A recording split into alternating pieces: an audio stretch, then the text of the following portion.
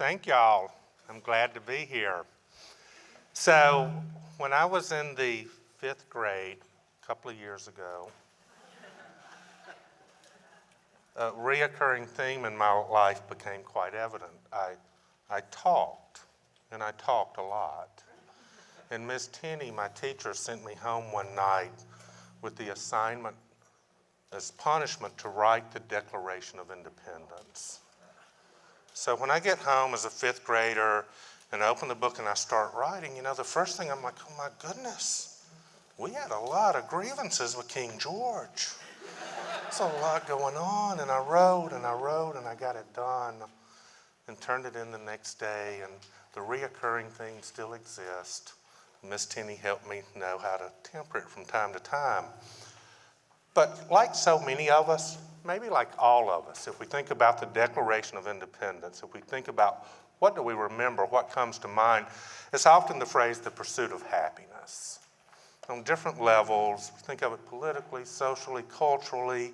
We ask ourselves, what does happiness mean as a nation, together, as a group? What does it mean to us? This pursuit of happiness idea will often come up. And for the next few minutes, we're going to talk about happiness in a couple of different contexts, but as a nation, as a group. And I want you to think about us and happiness. Quick disclaimer, you've seen my bio, you know I'm from Washington and a political consultant, so therefore I know all of you have rolled your eyes. And so I do want to assure you that this is not about gross domestic products, and I'm not going to show you bell-shaped curves to prove that we're happy or not. And I didn't take a poll.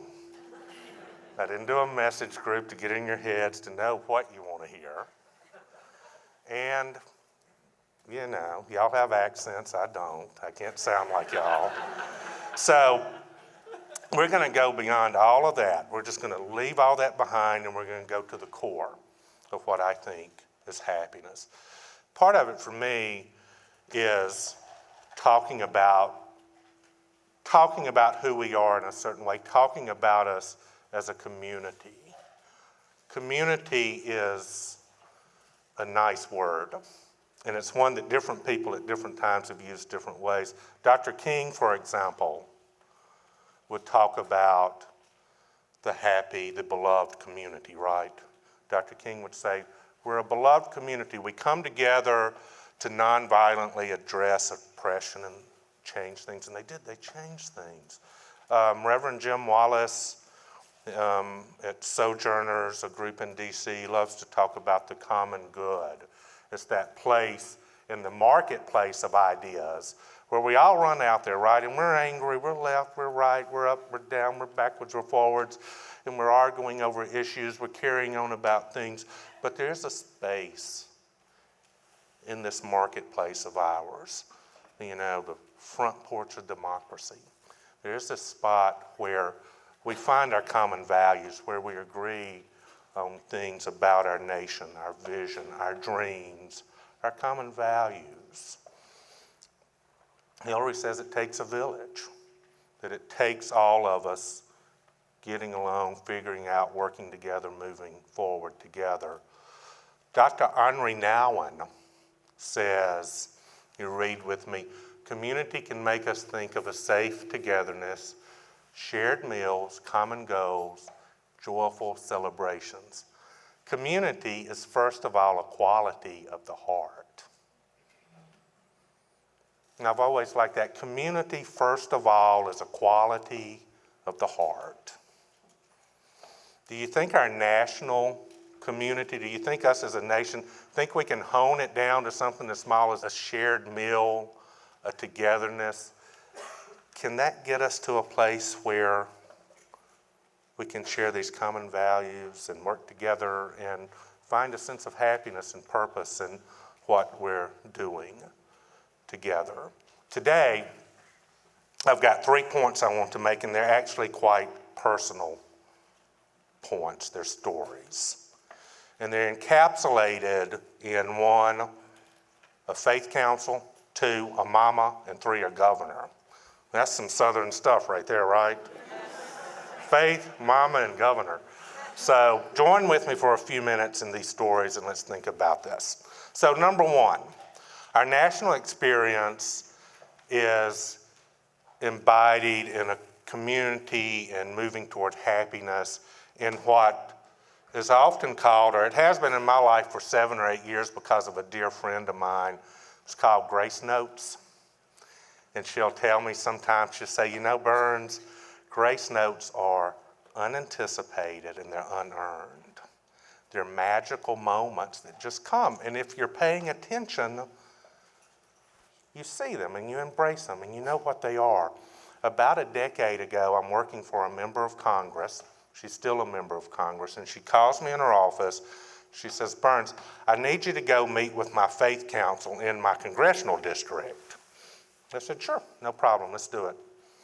And so I loaded up on the airplane and I headed to the West Coast to meet with the San Francisco Faith Council. Now, keep in mind, I'm from Grenada, Mississippi. Great town, really good town. The folks there, they're good. They're kind of folks that bring potato salad to your house when mama's sick. They're good people. And the Faith Council in my hometown is pretty much a Baptist and a Methodist having supper at Wendy's. Cheddar cheese, baked potato, chili on the side. They may bring in the Kiwanian if it's nearing the pancake breakfast. Figure it out. So I land in San Francisco. I go down to Presidio to meet with the Faith Council, and they have a receiving line for me. And the representatives of different parts of the community are coming through and meeting me. And the first one represents the Zoroastrians. So first mental note of the day, Google Zoroastrian later tonight. Second one's a Wiccan, third's an atheist. The fourth is a Franciscan friar in his beautiful garb. And when he gets up to me, he grabs my hand and he pulls me in. And he gives me his name and he says, Vicksburg, Mississippi, Ole Miss, class of 68. Came to San Francisco in 1969. I stayed. Then he just grabs me and hugs me and holds me really close. We go through, and the ninth person is a Presbyterian. Mental note, I don't have to Google Presbyterian. And so we sit down after the receiving line, and there's 30, 40 people, and we have this amazing conversation. We talk about where we're from, how we got to where we are. I talked about catfishing in the Delta. They talked about all their experiences. And then these great stories and our experiences moved into us talking about how we see our nation and how we move forward together as a nation. And all of this common ground and this amazing rainbow of diversity in this room, all of these common goals and visions for our country came together. It was a grace note. It was a beautiful moment for me that I've been able to carry with me ever since, and to remind me of diversity and how diversity sits together at the table. Frederick Buechner said this about grace: listen to your life, see it for the fathomless mystery it is, in the boredom and pain of it, no less than in the excitement and gladness. Touch it, taste, smell your way to the holy and hidden heart of it. In the final analysis, all moments are key moments, and life itself is grace. In the silence, in something as mundane as traffic, I'm in it often in D.C., look next to me, see a baby girl in a car seat, you smile. You find the grace notes. In this auditorium, as a community for this day, we look around, we touch the hand of the one we love, we see the stranger we don't know, and we know we've got common purpose and common ground, and we're a community stepping forward together. Let us experience grace notes as a community. Our national experience is also part of sharing. Happiness, community, sharing. Now, my mama, she could bake a coconut cake that could make a puppy pull a freight train. I mean, it was so good. And she would bake them for homecomings and church socials and Civitan bake sales and the very special arts every spring at Grenada High. She baked them for everyone. And during December, every flat surface in our home, every flat surface in every room had a coconut cake on it. And it was rough on a kid. And she would not share with me at the time because she was sharing with the county. She'd load up her car and head out to part of the county, and she would give away her coconut cakes. She'd come back, load up again, and go to another part of the county. And she'd share those coconut cakes. The thing that dawns on me sometimes is that my mom, she didn't philosophize about sharing and community. It wasn't an academic pursuit. She didn't roam around the country giving talks about it, you know. She baked community in her oven. She shared from what she liked to do. And a whole county, a whole community would sit down with shared meals and they would enjoy each other. And just through the simple act of sharing, she would bring community. Very real and very important in our lives to discover what we like doing and to do those things and then to share. We experience and we grow and we enrich ourselves and the lives of our national community. We just simply practice the art of sharing. Let us share and find community. Now, number 3 is about listening. And it's about listening to the voices in the museum. Every August, now my boys are here. Where are you guys? Raise your hands. Will and Pete are back there, 11 and 10, 12 and 11. And there's their mama, Karen, she's a northerner, she's from Kentucky. And every August, my boys and I take what we call the Strider Boys Southern Sojourn. We load up in our car in Washington and we go south. We spend a big part of August roaming around the Southland. We go to Waffle Houses. We do Bass Pro Shop or 2. We go to baseball games in Atlanta, and we always end up on our farm in Grenada where we ride 4-wheelers. We get to know cousins. We roam in the woods. We play with the beagle puppies. We have a great time. This past August, we go to Jackson for a couple of days because it's the 50th anniversary of Freedom Summer. And Jackson is just awash in displays of photos from Freedom Summer, of folks giving talks, of documentaries, all kind of things to experience and remember what went on down there and how we came out of it.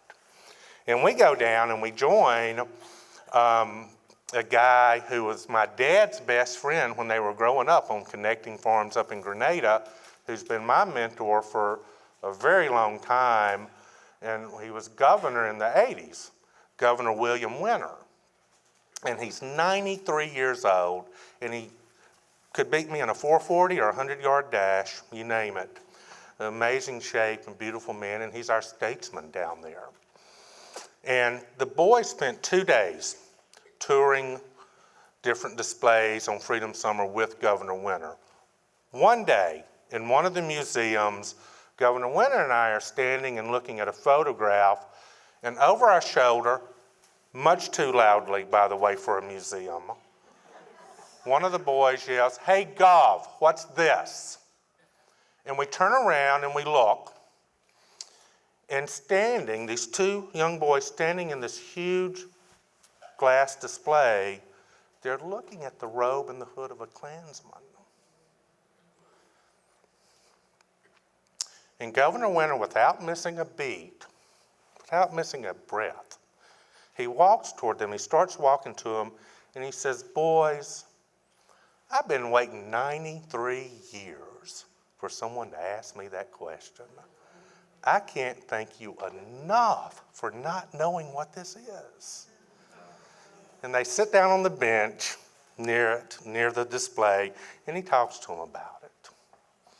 And I'm sitting there watching, and I realize, isn't it great when we're able to figure out what belongs in the museums, and we leave it behind, and we grow together into the future.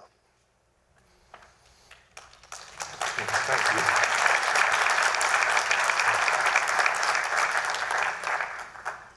Thank you.